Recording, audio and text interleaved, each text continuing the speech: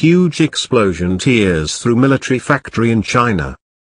A huge explosion has ripped through a military factory in China, shattering windows more than a mile from the center of the blast. The explosion hit the facility in Anhui province in eastern China. Villagers said they heard a loud bang coming from an industrial park in Shuxing County, according to Chinese news agency Xinhua. Police have cordoned off the factory, while firefighters attempted a hazardous rescue operation to check the site for survivors. 2 people died instantly in the explosion, but the full extent of the injuries and deaths caused is not yet known.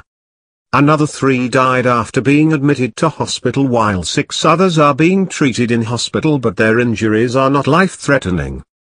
The factory sits near the city of Zibo, which lies near to the Yellow Sea between Beijing and Shanghai. Thank you for watching. Please subscribe to us on YouTube, Facebook and Twitter.